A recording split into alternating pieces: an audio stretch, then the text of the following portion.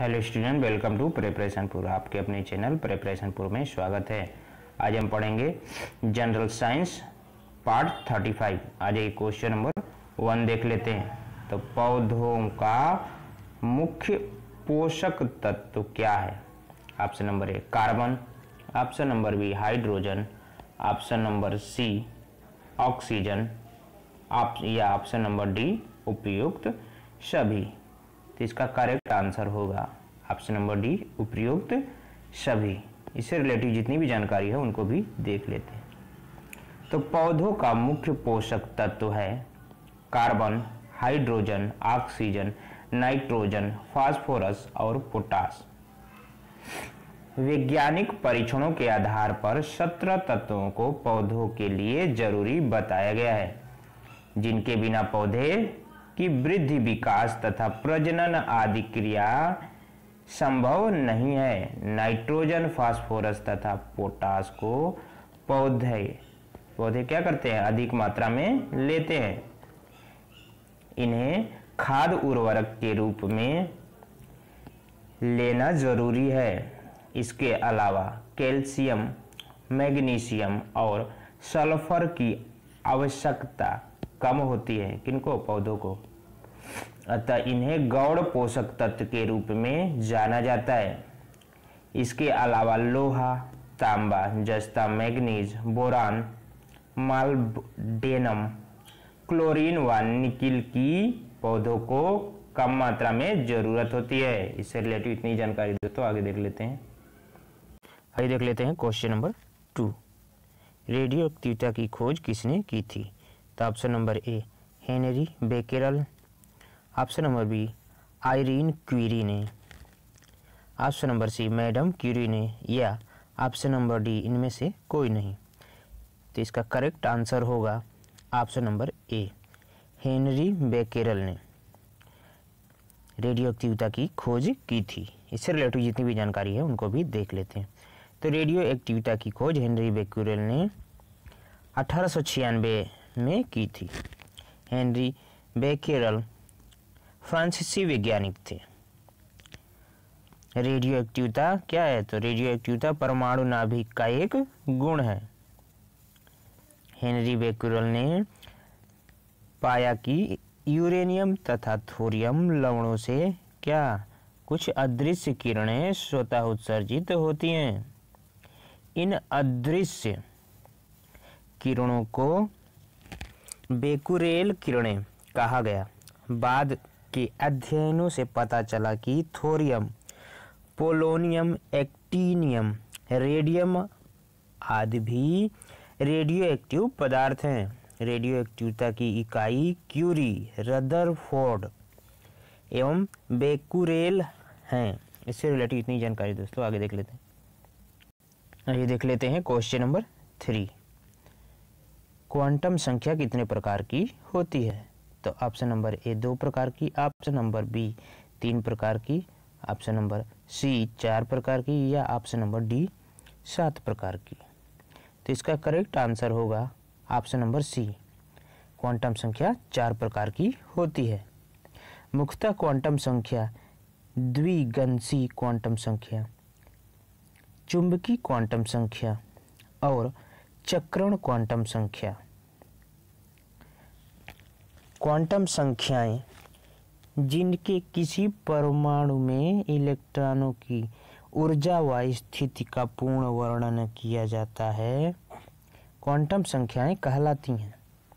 Quantum संख्याओं के द्वारा परमाणु में इलेक्ट्रॉन के कोष, उपकोष व कक्षक की स्थिति तथा चक्रण की दिशा का ज्ञान होता है। इससे रिलेटेड इतनी जानकारी दोस्तों आगे देख लेते हैं।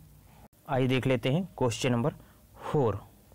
प्रकाश के क्वांटम सिद्धांत का प्रतिपादन किसने किया था? तो ऑप्शन नंबर ए आइंस्टीन ने, ऑप्शन नंबर बी न्यूटन ने, ऑप्शन नंबर सी पास्कल ने, या ऑप्शन नंबर डी रीटर ने। तो इसका करेक्ट आंसर होगा ऑप्शन नंबर ए आइंस्टीन ने प्रकाश के क्वांटम सिद्धांत का प्रतिपादन किया था। इससे रिलेटेड जितनी भी जानकारी है उनको भी देख लेते हैं। तो प्लांक क्वांटम सिद्धांत के अनुसार किसी वस्तु से प्रकाश और उष्मा जैसी विकिरण ऊर्जा का उत्सर्जन या अवशोषण सत नहीं बल्कि असत रूप से छोटे छोटे बंडलों या पैकेट्स के रूप में होता है, जिसे क्वांटम कहते हैं। एक क्वांटम की ऊर्जा को E equal HV equal HC by lambda से क्या करते हैं, व्यक्त करते हैं। इससे रिलेटिव इतनी जानकारी दोस्तों, आगे देख लेते हैं। आइए देख लेते हैं क्वेश्चन नंबर 5। कैथोड किरणों की खोज किसने की थी? तो option number A Eugen Goldstein, option number B James Chadwick, option number C sir William Crookes, या option number D Ernest Rutherford. तो इसका करेक्ट आंसर होगा option number C, sir William Crookes ने कैथोड किरणों की खोज की थी। तो इससे रिलेटिव जितनी भी जानकारी है उनको भी देख लेते हैं। तो ब्रिटिश भौतिक वैज्ञानिक सर विलियम क्रूक्स ने कैथोड किरणों की खोज 1870 में की थी। कैथोड किरणें सीधी रेखा में चलती हैं, सीधी रेखा में चलती हैं, यांत्रिक गति उत्पन्न करती हैं, विद्युत तथा चुंबकीय क्षेत्र में क्या करती हैं, विक्षेपित होती हैं, विद्युत तथा चुंबकीय क्षेत्रों में विक्षेपित होती हैं तथा एक्स किरणें उत्पन्न करती हैं। इनसे रिलेटिव इतनी जानकारी दोस्तों, आगे देख लेते हैं। आइए देख लेते हैं क्वेश्चन नंबर 6। एनोड किरणों की खोज किसने की थी? ऑप्शन नंबर ए थॉमसन ने, option number B James Chadwick ने, option number C Eugene Goldstein ने, या option number D Ernest Rutherford ने। इसका करेक्ट आंसर होगा option number C, Eugene Goldstein ने एनोड किरणों की खोज की थी। इससे रिलेटिव जितनी भी जानकारी है उनको भी देख लेते हैं। तो गोल्डस्टीन ने पाया कि सामान्य प्रयोग में एनोड की ओर से भी एक प्रकार की किरणें आती हुई प्रतीत होती हैं जो एनोड से उत्पन्न नहीं होती। इन्हें एनोड किरणें कहा जाता है। ये धनावेशित किरणों की बनी होती हैं। ये सीधी रेखा में चलती है जैसी कैथोड किरण चलती है तथा विद्युत एवं चुंबकीय क्षेत्र में विक्षेपित होती हैं। कैथोड किरणें भी चुंबकीय तथा वैद्युत तथा चुंबकीय क्षेत्रों में विक्षेपित होती है। इनके एल्म का मान निरावेशन नलिका में लिए गए पदार्थ पर निर्भर करता है। इससे रिलेटिव इतनी जानकारी दोस्तों, आइए देख लेते हैं क्वेश्चन नंबर 7। कैथोड पर कौन सा आवेश होता है? तो ऑप्शन नंबर ए मात्र द्रव्यमान, ऑप्शन नंबर बी मात्र आवेश, ऑप्शन नंबर सी द्रव्यमान और आवेश दोनों, या ऑप्शन नंबर डी ना तो द्रव्यमान और ना तो आवेश। तो इसका करेक्ट आंसर होगा ऑप्शन नंबर सी, कैथोड पर द्रव्यमान और आवेश दोनों होता है। इससे रिलेटिव जितनी भी जानकारी है उनको भी देख लेते हैं। तो थॉमस ने पाया कि उच्च विभव वाली निरावेशन नलिका डिस्चार्ज ट्यूब में दाब को अत्यधिक कम अर्थात 10 से 6 मंडलीय करने पर कैथोड में ऋणावेशित किरणों की एक धारा उत्पन्न होती है जिन्हें कैथोड किरणें कहते हैं। ये किरणें सीधी रेखा में चलती हैं। कौन सी? कैथोड किरणें सीधी रेखा में चलती हैं, यांत्रिक गति उत्पन्न करती हैं, विद्युत तथा चुंबकीय क्षेत्र में विक्षेपित होती हैं। कैथोड एनोड किरणें दोनों भी होती हैं तथा एक्स किरणें उत्पन्न करती हैं। इससे रिलेटिव इतनी जानकारी दोस्तों, आगे देख लेते हैं। आइए देख लेते हैं क्वेश्चन नंबर 8। परमाणु के मौलिक कण क्या हैं? तो option number A electron, option number B proton, option number C neutron, या ऑप्शन नंबर डी उपयुक्त सभी। तो इसका करेक्ट आंसर होगा उपयुक्त सभी। प्रोटॉन के मौलिक कण इलेक्ट्रॉन, प्रोटॉन और न्यूट्रॉन हैं। परमाणु एक अत्यंत छोटा कण होता है किंतु इसकी जटिल संरचना होती है। परमाणु स्वयं विभिन्न प्रकार के अति सूक्ष्म कणों से मिलकर बना होता है, जिनमें इलेक्ट्रॉन, प्रोटॉन और न्यूट्रॉन क्या हैं, प्रमुख हैं।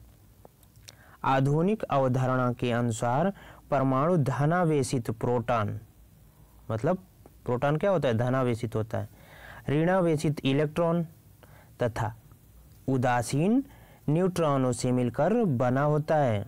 इलेक्ट्रॉन घ प्रोटॉन कणों की, इलेक्ट्रॉन घ और प्रोटॉन कणों की खोज कुछ किरणों द्वारा हुई थी, जिन्हें क्या क्रमशः कैथोड किरणें तथा एनोड किरणें कहा जाता है। इससे रिलेटिव इतनी जानकारी तो आगे देख लेते हैं। आइए देख लेते हैं क्वेश्चन नंबर 9। आदर्श ईंधन से कौन सी गैस उत्सर्जित होती है? Option number A methane gas, option number B oxygen gas, option number C carbon dioxide gas, या ऑप्शन नंबर डी इनमें से कोई नहीं। तो इसका करेक्ट आंसर होगा इनमें से कोई नहीं। इससे रिलेटेड जितनी भी जानकारी है उनको भी देख लेते हैं। तो आदर्श ईंधन से कोई सी भी गैस उत्सर्जित नहीं होती। वह गैस जो ताप व दाब की सभी अवस्थाओं के अंतर्गत बॉयल तथा चार्ल्स के नियम और गैस समीकरण का पालन करती है, आदर्श गैस कहलाती है। वास्तव में कोई भी गैस आदर्श नहीं होती। यह परिकल्पना केवल सैद्धांतिक है। जो गैस नियमों से विचलन दिखाती है, वास्तविक गैसें कहलाती हैं। इससे रिलेटिव इतनी जानकारी दोस्तों आगे देख लेते हैं। आइए देख लेते हैं क्वेश्चन नंबर 10। मिश्रण कितने प्रकार के होते हैं? ऑप्शन नंबर ए 3 प्रकार के, ऑप्शन नंबर बी 9 प्रकार के, ऑप्शन नंबर सी 2 प्रकार के, या ऑप्शन नंबर डी 5 प्रकार के। तो इसका करेक्ट आंसर होगा ऑप्शन नंबर सी 2 प्रकार के। इससे रिलेटेड जितनी भी जानकारी है उनको भी देख लेते हैं। तो मिश्रण 2 प्रकार के होते हैं। पहला समांगी मिश्रण, दूसरा विषमांगी मिश्रण।